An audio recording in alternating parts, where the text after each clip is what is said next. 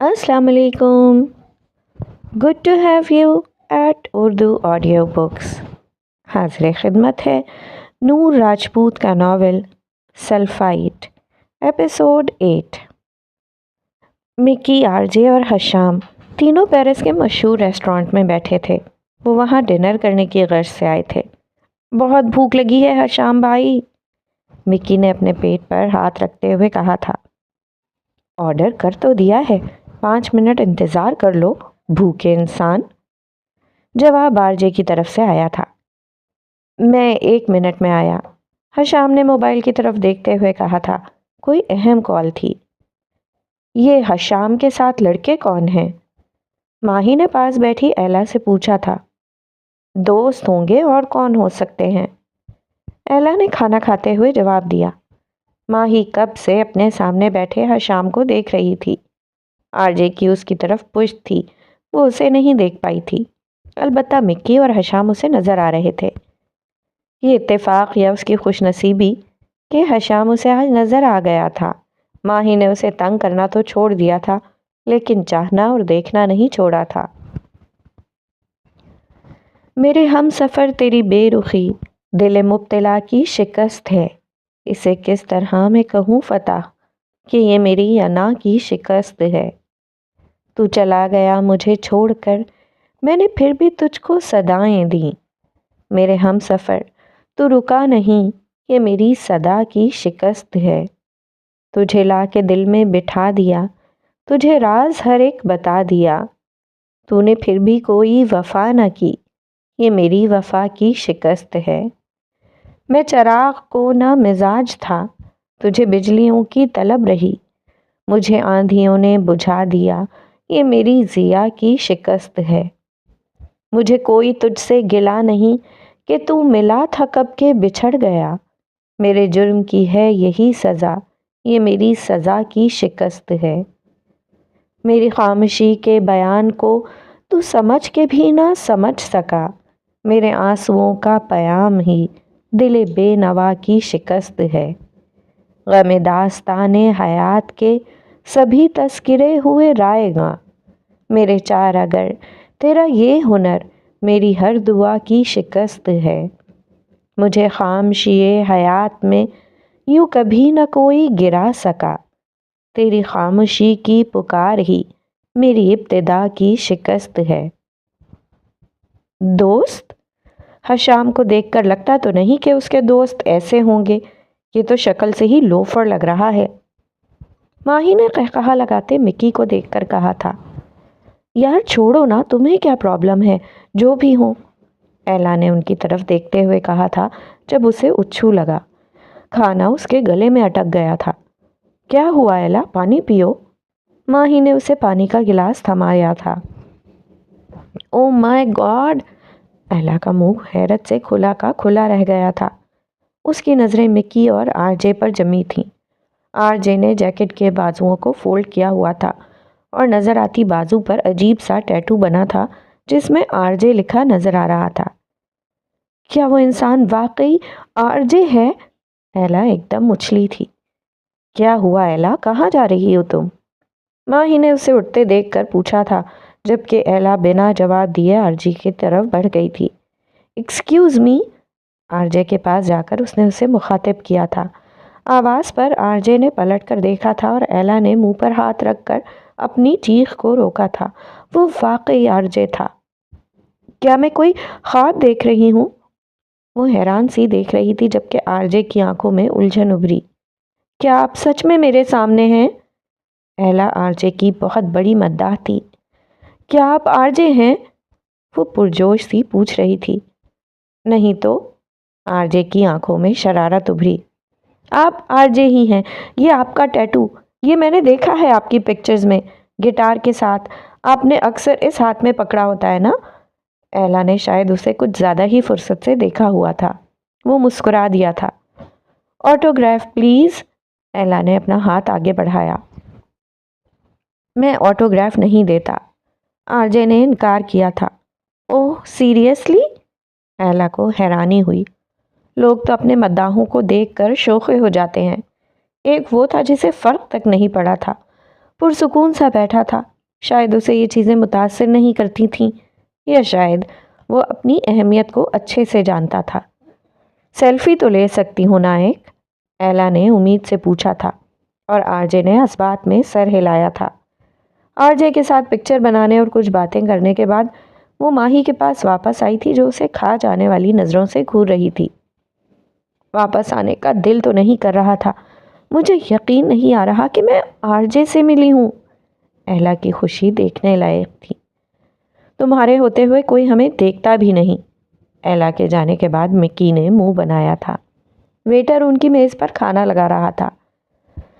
یہ حشام کہاں رہ گیا؟ آر جے بڑبڑایا تھا، جبکہ مکی اب موبائل پر کسی کا نمبر ملا رہا تھا جو بند جا رہا تھا۔ افسوس رہے گا ساری عمر۔ زندگی میں صرف ایک ایسی لڑکی آئی ہے جسے مکی حاصل نہیں کر سکا، جو مکی سے بچ کر نکل گئی۔ مکی نے حسرت سے موبائل کی اسکرین پر چمکتے نمبر کو تکتے ہوئے کہا، تم مکی تھے نا، اس لیے۔ آر جے ہوتا تو جانے نہ دیتا، بلکہ وہ خود نہیں جاتی۔ وہ دونوں خباثت کی تمام حدیں پار کرتے ہوئے قہقہہ لگا کر ہنسے تھے۔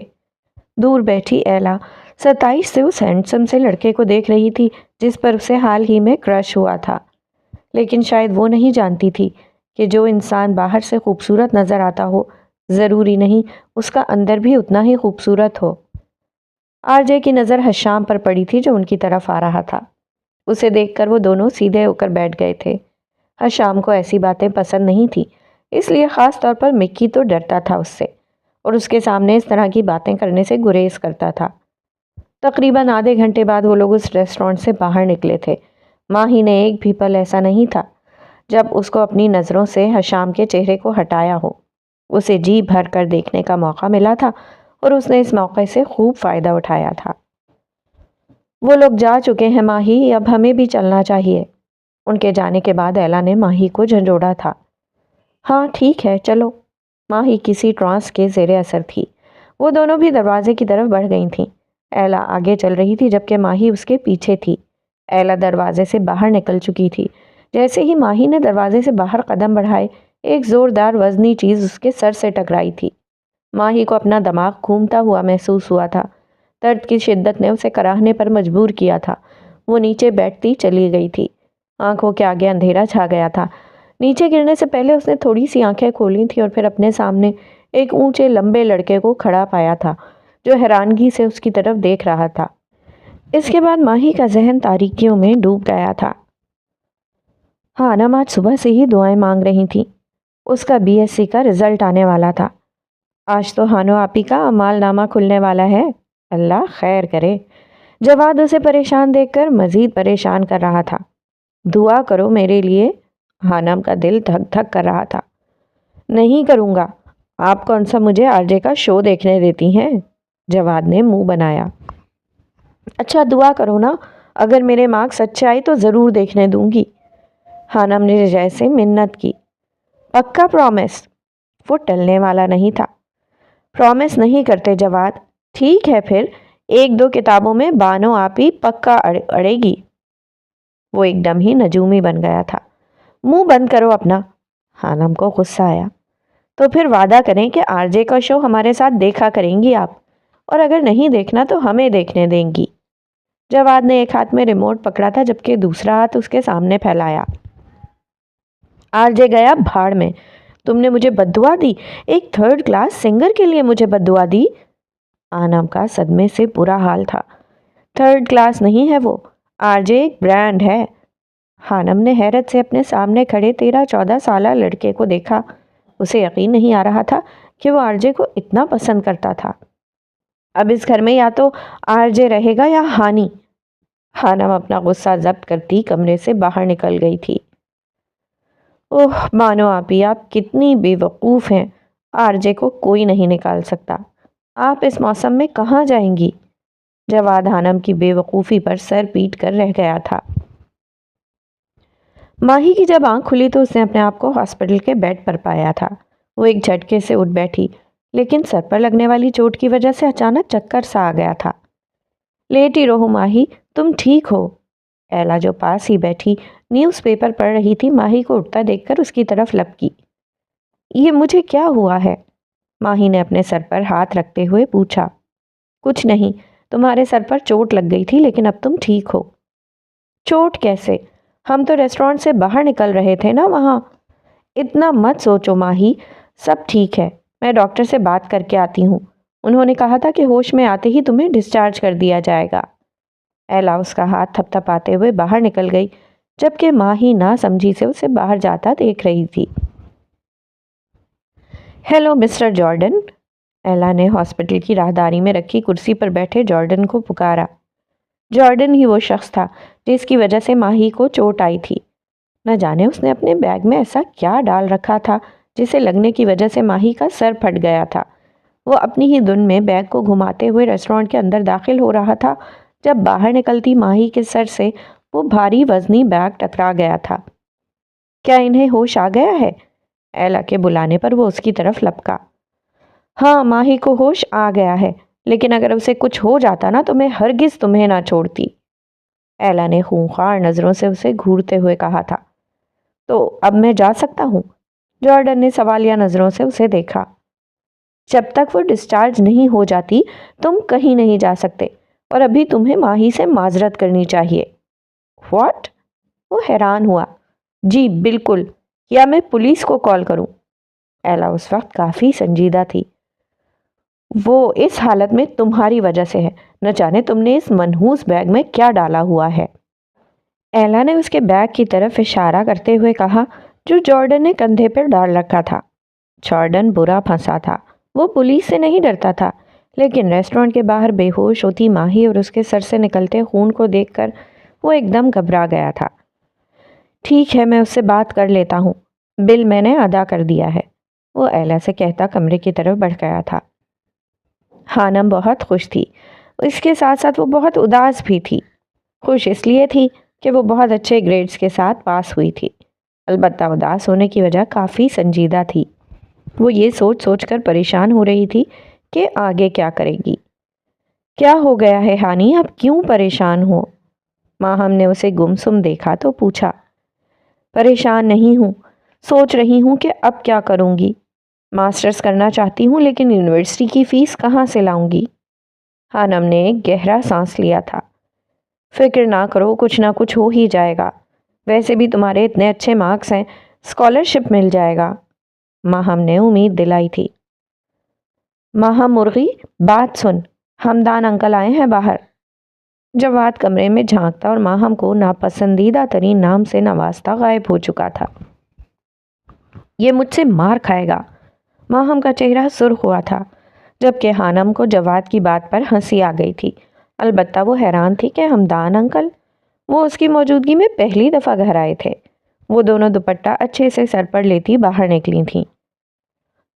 جارڈن بڑبڑاتا کمرے میں داخل ہوا تھا۔ اسے انتہا کا غصہ آیا ہوا تھا، حالانکہ غلطی بھی اسی کی تھی۔ جیسے ہی اس کی نظر سامنے بیڈ پر موجود ماہی پر پڑی تھی، وہ ٹھٹک سا گیا تھا۔ وہ لڑکی معصوم بھی تھی اور پیاری بھی۔ جب کسی مہجبی سے بات ہوئی، موسم گل کی پہلی رات ہوئی، کون کرتا ہے عشق دانستہ، اتفاقاً یہ واردات ہوئی، قول دیں اور اسے وفا نہ کریں، جانے من یہ بھی کوئی بات ہوئی، اف وہ سادہ سی بے زباں نظر جو میری قیمت حیات ہوئی، دل سے خوشبو تو آ رہی ہے عدم، کیا خبر کس نگر میں رات ہوئی۔ آنکھیں بند کیے بیڈ سے ٹیک لگائے وہ مسکرا رہی تھی۔ اس کے سر پر پٹی بندھی تھی۔ جارڈن کو اچھی طرح یاد تھا، اس کا کافی زیادہ خون بہہ گیا تھا۔ اسے سمجھ میں نہیں آ رہا تھا کہ وہ کیا بات کرے۔ جارڈن نے ایک دفعہ تو سوچا تھا کہ وہ واپس چلا جائے، نہ جانے کیوں پھر اس کے دل نے خواہش کی تھی کہ وہ بیڈ پر لیٹا وجود ایک بار پھر آنکھیں کھول کر اسے دیکھے۔ وہ خاصا بدذوق قسم کا انسان تھا، اسے خوبصورتی اور معصومیت کا نہیں پتا تھا، لیکن اس وقت وہ رکا ہوا تھا، نہ جانے کیوں۔ ماہی نے کمرے میں کسی کی موجودگی کو محسوس کرتے ہوئے آنکھیں کھولی تھیں اور پھر سامنے کھڑے شخص کو دیکھ کر اس کے چہرے پر واضح الجھن ابھری تھی۔ ہیلو، میں جارڈن ہوں، جارڈن نے اس کے آنکھیں کھولنے پر سٹپٹا کر کہا تھا۔ تھوڑا غور کرنے پر ماہی کو یاد آ گیا تھا کہ جب وہ بے ہوش ہوئی تھی تو اس نے اسی شخص کو دیکھا تھا۔ سوری، میری وجہ سے آپ کے سر پر، جارڈن کو سمجھ نہیں آ رہا تھا کہ وہ کیسے معافی مانگے۔ جی، انہی جناب کی بدولت تم اس وقت یہاں موجود ہو، ایلا نے کمرے میں داخل ہوتے ہوئے کہا تھا۔ اس نے اپنا بھاری وزنی بیگ تمہارے سر پر مارا تھا۔ ایلا کی بات پر ماہی نے حیرانگی سے جارڈن کے کندھے پر لٹکے بیگ کو دیکھا تھا، جبکہ جارڈن کا دل کر رہا تھا کہ اب وہ اسی بیگ سے ایلا کا سر پھاڑ دے، لیکن اسے دیر ہو رہی تھی، اسے جلد اپنی مطلوبہ جگہ پر پہنچنا تھا۔ اٹس اوکے مسٹر جارڈن، ہو جاتا ہے، ماہی نے نرمی سے کہا، جبکہ وہ دونوں حیران ہوئے تھے۔ جارڈن کو اندازہ نہیں تھا کہ وہ اسے معاف کر دے گی۔ اگر نہ بھی کرتی تو وہ اس کا کچھ بگاڑ نہیں سکتی تھی، لیکن وہ سچ میں حیران ہوا تھا۔ ماہی کے چہرے پر شفیق سی مسکراہٹ تھی۔ کمرے میں ڈاکٹر داخل ہوا تھا اور وہ اب ماہی کا چیک اپ کر رہا تھا۔ ایلا غصے سے بڑبڑا رہی تھی۔ جارڈن کو جب اپنا آپ وہاں اضافی لگا تو وہ خاموشی سے وہاں سے نکل آیا تھا۔ وہ تیز تیز قدم اٹھاتا باہر کی جانب بڑھ رہا تھا۔ اسے اچھے سے یاد تھا کہ اس وقت اینتھنی اس کا انتظار کر رہا ہوگا۔ ماشاءاللہ تمہاری بیٹیاں بڑی پیاری ہیں آسی، ہمدان نے اپنے سامنے میز پر چائے رکھتی ہانم کو دیکھ کر کہا تھا۔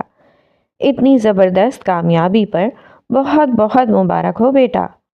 انہوں نے ہانم کے سر پر ہاتھ رکھا تھا۔ ہانم کو ایک دم شفقت کا احساس ہوا تھا۔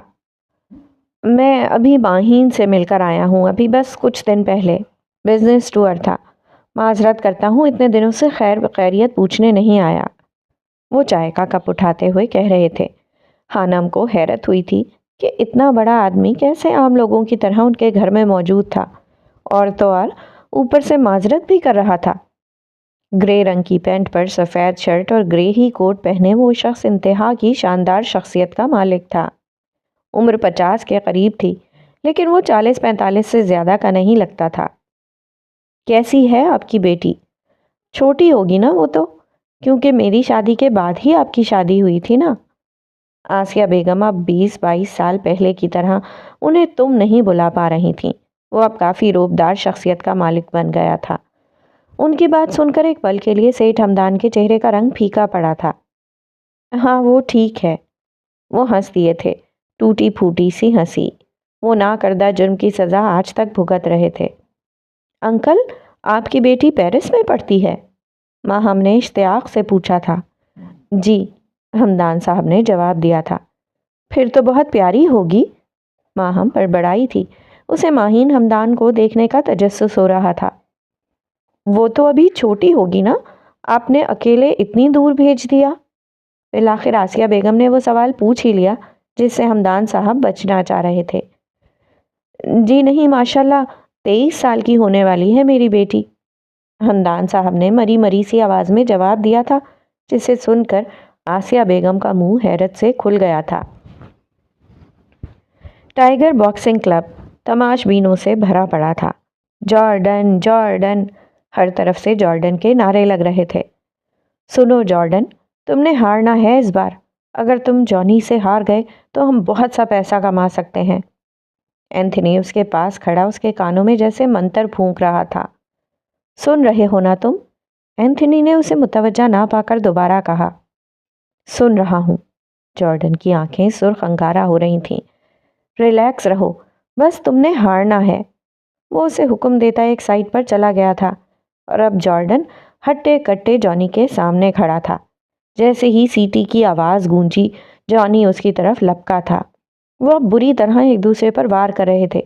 جارڈن سرخ جبکہ جانی پیلے رنگ کی وردی میں ملبوس تھا۔ جارڈن نے ایک زوردار گھونسا جانی کے منہ پر مارا تھا۔ جانی پیچھے کی جانب لڑکھڑایا۔ ہر طرف سے جارڈن کی صدائیں گونج اٹھی تھیں۔ وہاں اس کے چاہنے والے شائقین کی بہت بڑی تعداد موجود تھی۔ اینتھنی نے جارڈن کو اشارہ کیا تھا اور جارڈن نے خود کو ڈھیلا چھوڑ دیا تھا۔ اب جانی اسے بری طرح پیٹ رہا تھا، جبکہ جارڈن صرف مارنے کا تکلف کر رہا تھا۔ جارڈن پر پیسہ لگانے والے لوگ ایک دم بجھ سے گئے تھے۔ جانی نے ایک زوردار مکہ جارڈن کے منہ پر مارا تھا۔ جارڈن کے منہ سے خون نکل آیا تھا۔ جیسے ہی جارڈن کی نظر اپنے خون پر پڑی، اس کی آنکھوں میں ریسٹورانٹ کے باہر نیچے گرتی ماہی کا سراپا گھوم گیا تھا جس کے سر سے خون بہہ رہا تھا۔ جارڈن کا دماغ ایک دم گھوما تھا۔ وہ کسی خونخوار جانور کی طرح جانی کی طرف بڑھا تھا۔ جارڈن، نو نو جارڈن! اینتھنی جارڈن کے بدلے ہوئے تیور دیکھ کر آہستہ سے بڑبڑایا تھا۔ کیونکہ وہ جانتا تھا اب جانی کی خیر نہیں تھی۔ وہ ہارنے کے ساتھ ساتھ اپنی ہڈیاں بھی توڑوانے لگا تھا۔ اینتھنی سر پیٹ کر رہ گیا تھا۔ یہ موبائل کس لیے ہے؟ خانم بالکل نیا اور مہنگے والا اسمارٹ فون دیکھ کر حیران رہ گئی تھی جو پیک تھا اور ہمدان کا ڈرائیور بہت سا سامان کے ساتھ دے کر گیا تھا جس میں وہ موبائل بھی تھا۔ یہ تمہارا گفٹ ہے، تمہارے اچھے گریڈز کا، ماں ہم نے بتایا تھا، جبکہ خانم تو حیرت زدہ تھی اس پیک موبائل کو دیکھ رہی تھی جس کی اس کو بہت شدید ضرورت تھی، لیکن اسے سمجھ میں نہیں آ رہا تھا کہ اسے رکھنا چاہیے تھا یا نہیں۔ آسی نے مجھے اپنے گھر آنے سے منع کر دیا ہے ماہی بیٹا، اس نے کہا ہے کہ غریب لوگوں کے پاس عزت کے علاوہ کچھ نہیں ہوتا، اور میرے ان کے گھر آنے جانے سے اس کے محلے کے لوگ عجیب باتیں کر رہے ہیں۔ وہ دل برداشتہ سے کہہ رہے تھے۔ وہ کون ہوتے ہیں ناپسند کرنے والے؟ وہ آپ کی کزن کا گھر ہے، آپ جب چاہیں جا سکتے ہیں۔ ماہی کو حقیقتاً غصہ آیا تھا، وہ اپنے باپ کے حالات و واقعات سے اچھی طرح سے واقف تھی۔ وہ کہہ رہی تھی کہ ایک بیوہ جس کی 2 جوان بیٹیاں ہوں، اس کے گھر میرے یوں آنے جانے سے اس کی مشکلات میں مزید اضافہ ہوگا۔ تو بابا آپ انہیں اپنے گھر لے آئیں۔ وہ نہیں آئے گی، کیسے لے کر آؤں؟ وہ شکستہ دل کے ساتھ پوچھ رہے تھے۔ بابا آپ ان سے ایسا رشتہ بنائیں جس سے دنیا کا منہ بند ہو جائے اور لوگ آپ کے اور ان کے خلاف کوئی بات ہی نہ کر سکیں۔ ماہی کی بات پر سیٹھ ہمدان بری طرح چونکے تھے۔ اوکے بابا، مجھے کام ہے، میں کچھ دیر بعد کال کرتی ہوں آپ کو۔ ماہی فون بند کر چکی تھی، مگر وہ سیٹھ ہمدان صاحب کو گہری سوچ میں ڈال گئی تھی۔ اماں یہ مہنگا موبائل ہے، میں کیسے رکھ سکتی ہوں؟ وہ آسیہ بیگم کے پاس کھڑی تھی۔ خود ہی تو کہہ رہی تھی کہ تمہیں بہت ضرورت پڑتی ہے۔ ہاں ضرورت تو ہے، لیکن انہیں کس نے بتایا؟ خانم کو اچھا نہیں لگ رہا تھا، وہ ایک خوددار لڑکی تھی، پہلے ہی ہمدان صاحب ان کے لیے بہت کچھ کر رہے تھے اور اب اوپر سے وہ الجھ کر رہ گئی تھی۔ میں نے تو نہیں بتایا، انہوں نے اپنی مرضی سے بھیجا ہے، نہیں رکھنا تو ٹھیک ہے، واپس کر دیں گے۔ آسیہ بیگم نے صاف بات کی۔ امی انکل کو برا لگے گا، انہوں نے اتنے پیار سے تحفہ دیا ہے، اور ہانی تمہیں اچھی طرح سے پتا ہے کہ تحائف واپس کرنا اچھی بات نہیں ہے۔ ماں ہم نے سمجھداری کی بات کی تھی۔ ویسے اگر تم نے نہیں رکھنا تو مجھے دے دو، ماں ہم نے شرارت سے کہا تھا، جبکہ خانم اسے گھورتی اندر چلی گئی تھی۔ انکل اتنا مہنگا گفٹ دینے کی کیا ضرورت تھی؟ وہ ہمدان صاحب کا نمبر ملایا، اب ان سے بات کر رہی تھی۔ کیوں بیٹا، پسند نہیں آیا آپ کو؟ انہوں نے پریشانی سے پوچھا۔ نہیں انکل، ایسی بات نہیں ہے، لیکن کیا بیٹا؟ کل کو آپ یونیورسٹی جائیں گی، آپ کو بہت ضرورت پڑنے والی ہے۔ یونیورسٹی کا نام سن کر خانم کے دل میں حسرت ابھری تھی۔ اب وہ کیا کہتی کہ وہ لوگ اتنا کچھ افورڈ نہیں کر سکتے تھے۔ انکل پتہ نہیں یونیورسٹی جانا بھی ہے یا نہیں، اور اگر قسمت لے گئی تب لے لیتی نا۔ کیوں؟ قسمت کی بات کیوں؟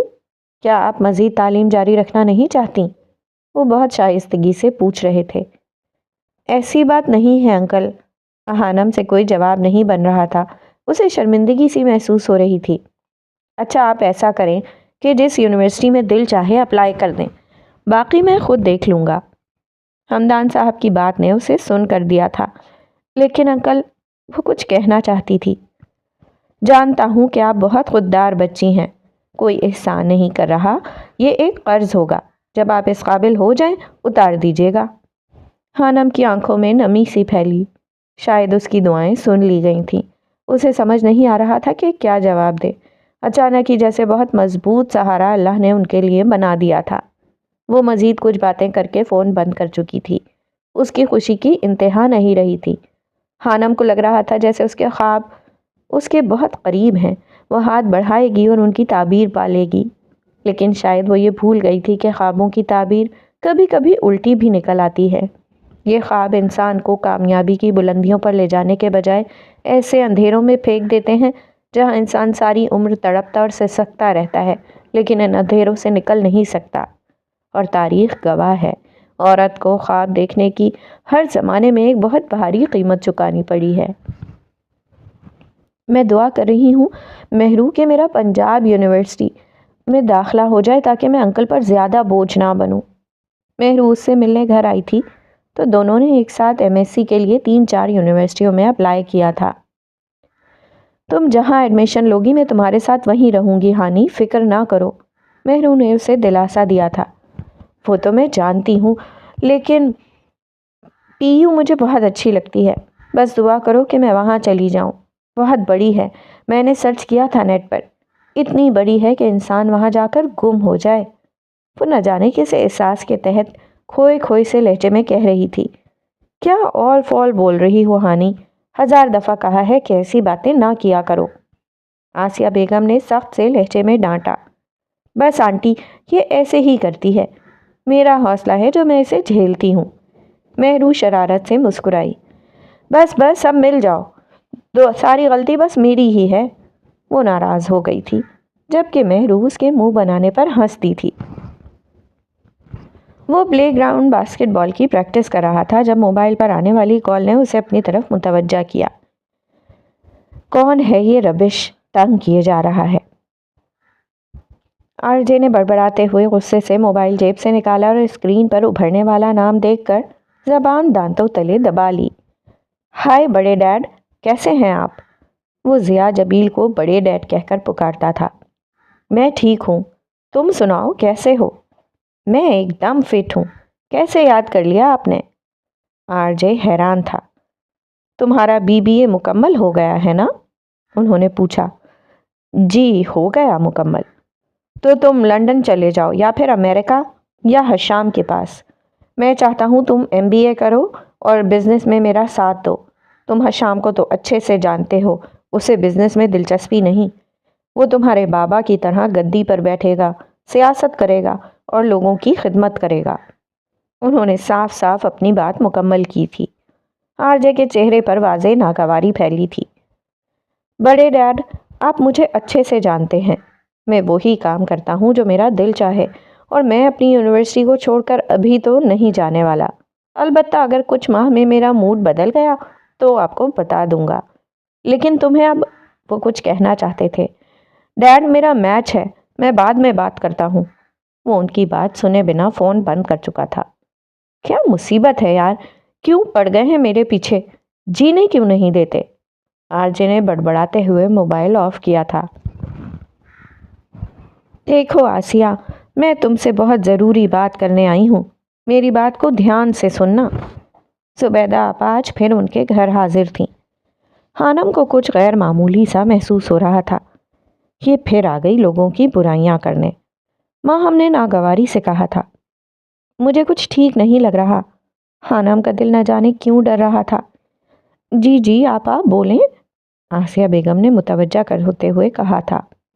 ارے شکر کرو آسیہ، میں تمہاری بیٹی یعنی اپنی ہانی کے لیے رشتہ لائی ہوں۔ خانم تو ان کی بات سن کر دھک سے رہ گئی تھی۔ رشتہ؟ لیکن میں نے تو آپ سے نہیں کہا تھا۔ آسیہ بیگم حیران تھیں۔ اسی لیے تو کہہ رہی ہوں کہ شکر ادا کرو، گھر بیٹھے ہی اللہ نے تمہاری سن لی۔ شاید اللہ کو یتیم بچی پر ترس آ گیا، اسی لیے خود ہی رستہ آسان کر دیا۔ زبیدہ آپا کی بات سن کر خانم کے اندر چھن سے کچھ ٹوٹا تھا۔ یتیمی اور غربت ان کے لیے گالی بن کر رہ گئی تھی۔ لگتا ہے یہ اس دن والی عزت بھول گئی ہیں، آج دوبارہ کرنی پڑے گی۔ ماں ہم نے رسالہ ایک طرف رکھا اور بیڈ سے نیچے اتر کر جوتے پہنتے ہوئے کہا، میں کچھ سمجھی نہیں آپا، کس کا رشتہ؟ طارق کو جانتی ہو نا، یہ جو دوسری گلی میں رہتا ہے، اس کا رشتہ لائی ہوں۔ اس کے گھر والے دل و جان سے قبول کرنے کو تیار ہیں اپنی بچی کو۔ کیسی بات کر رہی ہیں آپا آپ؟ وہ طارق محلے کا سب سے بدنام لڑکا ہے، آپ اس کے لیے میری ہانی کا رشتہ؟ آسیہ بیگم تو صدمے سے جیسے گنگ ہو گئی تھیں، جبکہ طارق کا نام سن کر خانم کا دماغ گھوما تھا۔ وہ ایک انتہائی گھٹیا قسم کا لڑکا تھا۔ وہ جب بھی کالج اور اکیڈمی جاتی تھی اکثر چوک پر کھڑا ملتا تھا، پان چباتا، گندے دانت۔ خانم کو اسے دیکھ کر گھن آتی تھی، وہ اسے دیکھ کر منہ چھپا لیتی تھی۔ ارے کیا ہو گیا بھائی، دیکھا بھالا لڑکا ہے، اور ویسے بھی کون لیتا ہے آج کل غریب اور یتیم کی بیٹی کا رشتہ؟ وہ تو بھلا ہو اس طارق کا جو اس نے خود رشتے کی بات کی ہے۔ کتنے پیسے دیے ہیں اس لفنگے نے آپ کو جو آپ یہاں اس کا رشتہ لینے آ گئی؟ शक्ल देखी है उसने अपनी? मेरा बस चले ना तो जूती मारूं उसके मुंह पर। माँ हम जुबैदा आपा के सामने आकर एकदम फट पड़ी थी। जबान संभाल कर बात करो लड़की, अपनी औकात देखी है तुम लोगों ने? घर आई रहमत को ठुकरा रहे हो। जुबैदा आपा तो भड़क उठी थी। हम लोग अपनी औकात अच्छे से जानते हैं। औकात तो आप दिखाने आई हैं अपनी। 4 पैसे लेकर दीन ईमान बेचकर एक घटिया लड़के को नेक और शरीफ बना रही हैं। माहम का गुस्सा 7वें आसमान को छू रहा था। ऐसा ही कुछ हाल हानम का भी था, लेकिन वो शॉक्ड थी। माहम तुम चुप करो और अंदर जाओ। देखें जुबैदा आपा, मुझे अभी शादी नहीं करनी अपनी बेटियों की, और ना ही मुझे ये रिश्ता कबूल है। जब करना होगा मैं आपको बता दूंगी। आसिया बेगम की बात सुनकर हानम की रूह तक सुकून उतर गया था। अरे शादी ना सही, मंगनी तो कर लो, सहारा होगा। एक वैसे भी अकेली लड़कियों का यूं बाहर आना जाना अच्छा नहीं होता। उन्होंने हानम के कॉलेज और शाम को एकेडमी जाने पर ताना मारा था। आप उठे और निकले अभी हमारे घर से, हमें कोई मंगनी शंगनी नहीं करनी।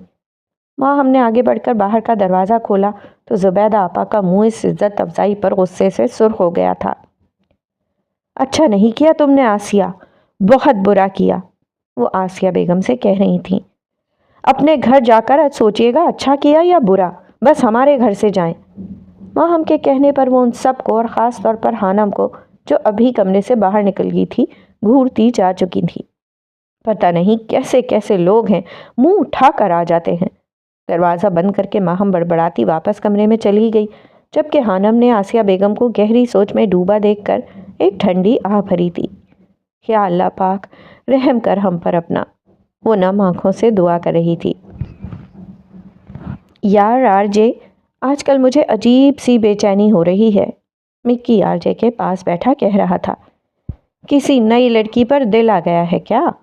आरजे ने सिगरेट सुलगाते हुए पूछा। नहीं, एक पुरानी है, बस दिल करता है वो मिल जाए कहीं से, उसे हासिल करने की तलब बढ़ सी गई है। और आरजे ने मिक्की की बात पर कहकहा लगाया था। तुम पागल हो गए हो मिक्की, एक मिडिल क्लास लड़की जो बकौल तुम्हारे जाहिल सी है, उसके लिए मर रहे हो। आरजे ने उसका मजाक उड़ाया। यार जाहिल तो वाकई है, इसलिए तो कभी मिलने नहीं आई मुझसे, और अरसा हो गया कभी बात भी नहीं की, लेकिन फिर भी दिलकश बहुत है। मिक्की ने उसकी तस्वीर को जहन में लाते हुए कहा, जो उसने अपने कज़न के मोबाइल में देखी थी। अगर इतनी दिलकश है तो जाओ ना, घर का पता ढूंढो और उसे उठा कर ले आओ। आरजे ने फिर कहकहा लगाया था। कुछ ऐसा ही करना पड़ेगा। मिक्की खबासत से हंसा था। यार वैसे मेरा तो उस लड़की से कोई रिश्ता नहीं, तुम तो बड़े दिल वाले हो, भाभी को छोड़ दिया निकाह करके। मिक्की ने एक आंख दबाते हुए कहा था। वैसे मानना पड़ेगा यार, मोबाइल तो उसके पास बटनों वाला था, और गुरूर, तौबा तौबा। आरजे खालिस जाहिलाना किस्म के अंदाज में बोला था, बिल्कुल मिक्की वाला अंदाज। आरजे को अच्छे से याद था कि हानम के पास स्मार्टफोन नहीं था। उसकी बात सुनकर मिक्की का छत फाड़ कहकहा गूंजा था। ओके यार, टॉपिक चेंज करो, दिमाग ना खराब करो। ये किसकी जुस्तजू रखती है उलझनों में मुझे? वो कौन है जो मुझे मिल नहीं रहा मुझ में? एक पल के अंदर वो वापस आरजे बन गया था, जिससे न किसी चीज़ से कोई फ़र्क पड़ता था और न किसी चीज़ में कोई दिलचस्पी थी। लेकिन न जाने क्यों हानम के जिक्र पर उसे अजीब सी बेचैनी हुई थी, और मिक्की को कभी कभी हैरत होती थी कि आरजे उम्मे हानम का मजाक कैसे उड़ा लेता था उसके साथ मिलकर, हालांकि उसने कभी किसी लड़की को मौजूए गुफ्तगू नहीं बनाया था। आरजे ने सिगरेट का एक गहरा कश लेकर धुआं फ़ज़ा में उछाला था, जबकि मिक्की ने मोबाइल निकालकर दोबारा से वो नंबर मिलाया था जो उसने कुछ अर्सा पहले पेरिस के रेस्टोरेंट में मिलाया था, जो बंद जा रहा था। लेकिन खिलाफ मामूल इस वक्त उस नंबर पर बेल जा रही थी। जुबैदा आपा की बातों ने हानम को परेशानी में डाल दिया था। न जाने क्यों उसका दिल डर रहा था। अभी भी वो नमाज पढ़कर दुआ मांगकर उठी थी, जबकि मोबाइल पर होने वाली बीप ने उसे मुतवज्जा किया था। जब वो नमाज पढ़ रही थी तब फ़ोन भी आया था, लेकिन उसने गौर नहीं किया था। अभी तक नाराज़ हो जान? नंबर और मैसेज देखकर हानम का चेहरा सुर्ख हुआ था। अभी कल ही उसने इस मोबाइल में अपनी पुरानी सिम डाली थी। उसे कुछ नंबरों की ज़रूरत थी जो उसने नई सिम में कॉपी किए थे, اور آج اسے پھر میسج آ گیا تھا۔ خانم کا دل مزید برا ہوا تھا۔ اسے سمجھ میں نہیں آ رہا تھا کہ وہ ایسا کیا کرے جس سے وہ اس شخص اس کی جان چھوڑ دے۔ خدا سے ڈر ہے ابن آدم، خدا سے ڈر۔ کانپتے ہاتھوں اور نم آنکھوں سے خانم نے میسج ٹائپ کر کے سینڈ کر دیا تھا، اور پھر موبائل بند کرنے کے بعد وہ ایک بار پھر سے رو دی تھی۔ لیکن وہ یہ نہیں جانتی تھی کہ اس کے یہ الفاظ دوسری جانب موجود شخص کو اندر تک جھنجھوڑ گئے تھے۔ ہمدان صاحب کا فون آیا تھا۔ نہ جانے اس بار آسیہ بیگم خود پر ضبط نہیں رکھ پائی تھیں، اور انہوں نے روتے ہوئے طارق کے متعلق سب کچھ ہمدان کو بتا دیا تھا۔ وہ اکیلی عورت تھک گئی تھی حالات کا مقابلہ کرتے کرتے۔ طارق نے دھمکی دی تھی کہ وہ شادی تو خانم سے ہی کرے گا ورنہ اچھا نہیں ہوگا۔ آسیہ بیگم کو روتا دیکھ کر سیٹھ ہمدان کا پارا ہائی ہو گیا تھا۔ ان کا دل کر رہا تھا کہ وہ ابھی اس لڑکے کو شوٹ کر دیں۔ آسیہ روئیں نہیں اور میری بات غور سے سنیں، جب تک میں ہوں نا تم لوگوں کا کوئی کچھ نہیں بگاڑ سکتا۔ آپ کب تک ہمارا ساتھ دیں گے؟ اس بات کا بھی لوگ غلط مطلب نکال رہے ہیں، آسیہ بیگم نے دکھی لہجے میں بتایا۔ میں ہمیشہ ساتھ دوں گا، بس تم ایسا کرو کہ مجھے ساتھ دینے کا حق دے دو۔ مجھ سے نکاح کر لو آسی، نکاح۔ اس بات کو کرنے کے لیے وہ اتنے دنوں سے الفاظ ڈھونڈ رہے تھے اور بات کرنے کی ہمت نہیں تھی، وہ آج ایک ہی پل میں کہہ گئے تھے۔ آسیہ بیگم کو لگا تھا کہ انہوں نے کچھ غلط سنا ہو۔ وہ حیرت سے منہ کھولے موبائل کو دیکھ رہی تھی، جس سے ہمدان کی آواز ابھر رہی تھی۔ آپ کا دماغ خراب ہو گیا ہے ہمدان، شرم نہیں آتی ایسی بات کرتے ہوئے؟ آسیہ بیگم بھڑک اٹھی تھیں۔ ان کا بھڑکنا بھی بجا تھا۔ اپنے آفس میں بیٹھے ہمدان نے پریشانی سے چہرے پر ہاتھ پھیرا تھا۔ میری بات سنو آسیہ، یہ وقت بحث کرنے کا نہیں ہے، ہمدان نے اسے سمجھانا چاہا۔ مجھے آپ کی کوئی بات نہیں سننی، آپ نے یہ سوچا بھی کیسے؟ آسیہ بیگم روحانسی ہو گئی تھیں۔ وہ جانتی تھیں ہمارا معاشرہ کس قدر منافق ہے۔